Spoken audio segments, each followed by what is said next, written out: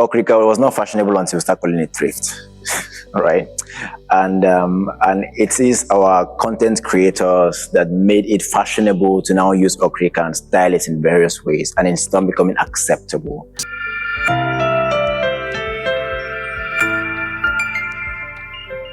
Okay, my name is Aaron John. I'm the Executive Director for the Center for Climate Action, Innovation and Engagement. So what we do, our work centers around creating platforms that challenge the narrative for challenges in the intersection of climate change and Africa's development. So we do this through advocacy, of course, to create initial awareness. We do this through really understanding the nuances of various communities and the impact of climate change and how it affects their sustainable development. And also we do this by creating expressionist platforms for young Africans to come up and express themselves in terms of arts, culture, and very recently in terms of developing tangible tech-based solutions that addresses, like I said, the intersection between climate change and development.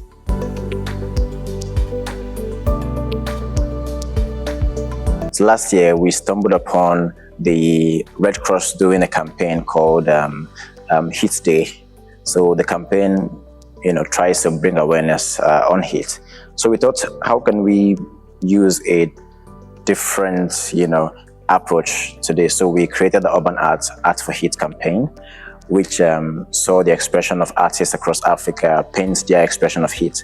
Because if you think about it, heat is one of the things that we can readily, associate with changing weather. So we had artists express it.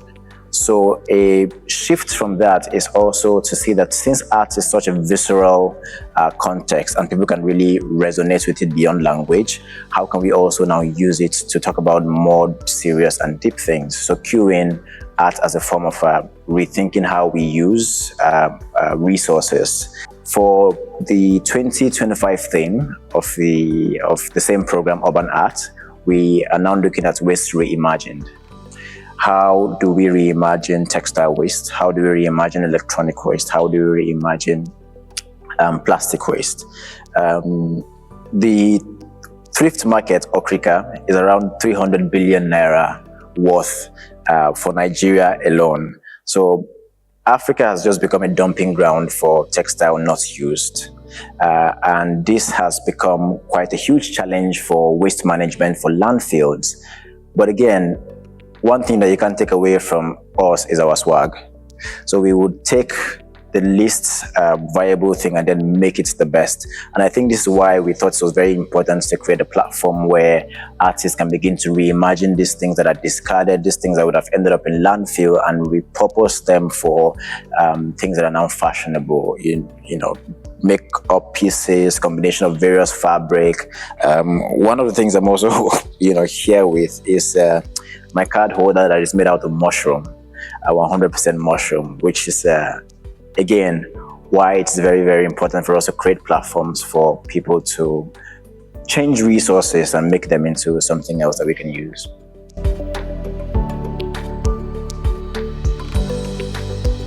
Talks about sustainability, about climate change, feel very elitist. So the challenges that we find is that we need to now talk about this context in a way that resonates with more people and makes sense. We need to talk about how organic waste can be a source for compost and teaches women to have indoor and urban gardens.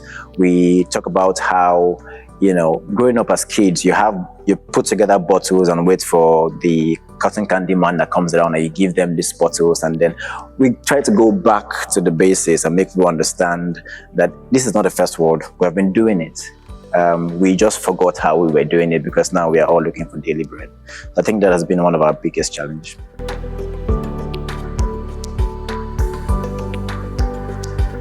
So sustainability is not equal to cheap. And I think the sooner we realize that sustainability is not equal to cheap, the better for us.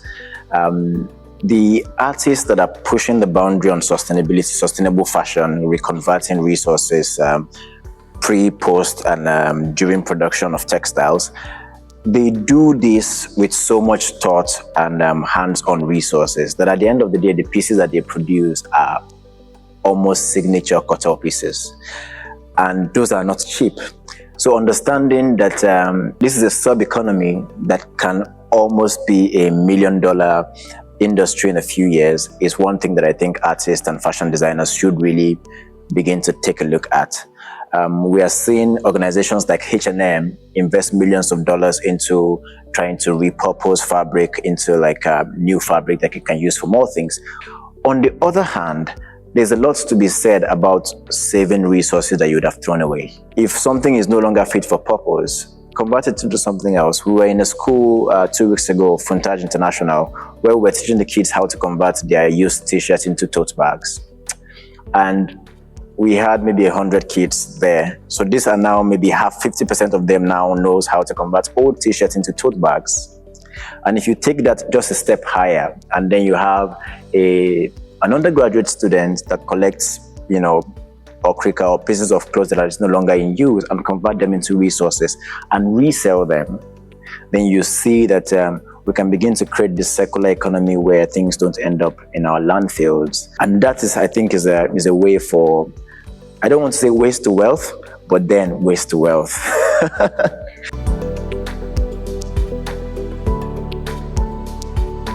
One thing that artist and designer does pretty well or do pretty well is to push the boundary and envelope of what's acceptable. Okrika was not fashionable until we start calling it thrift, right? And it is our content creators that made it fashionable to now use okrika and style it in various ways, and it's not becoming acceptable. So these persons, these creatives, those that test the waters first, and then make us see that it is possible for us to do the same thing. And I think that is one of the biggest roles that they play in this industry and in this sector, that they make it okay for sustainable fashion to be widely acceptable, because art is visceral and we can respond to it, in ways that transcends language.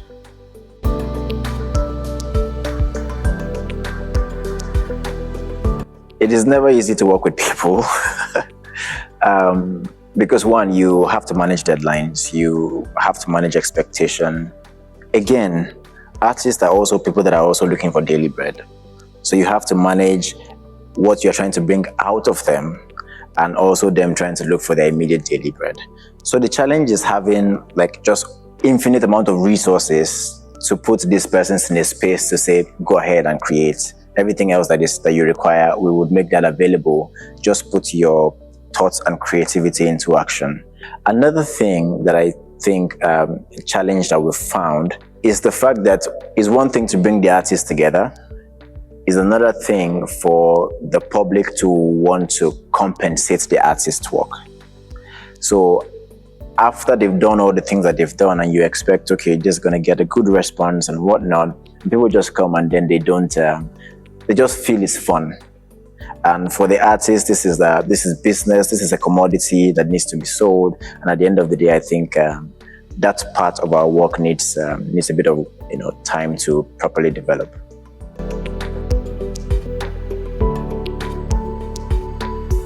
It can be selfish to say all of my projects have been impactful. Again, these are early days for us. So our programs are designed to form a triangle. One triangle addresses education of kids from 6 to 16, whether in and out of school.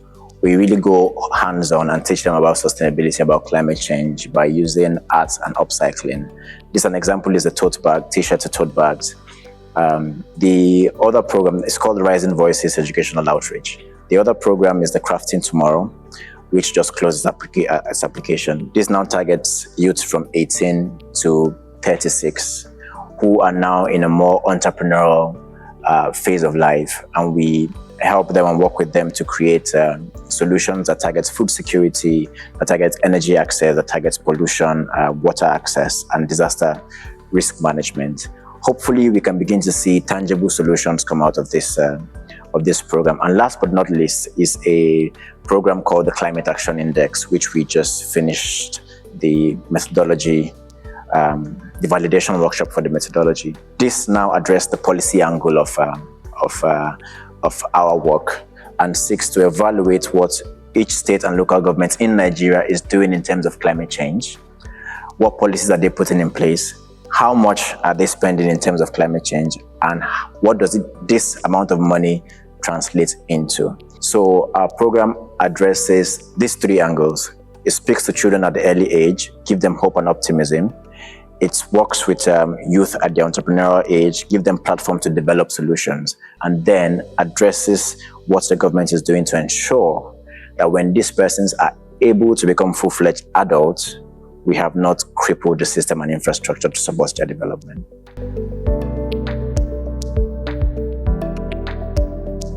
Try as much as possible not to discard your clothes into waste bins. As simple as that sounds, right?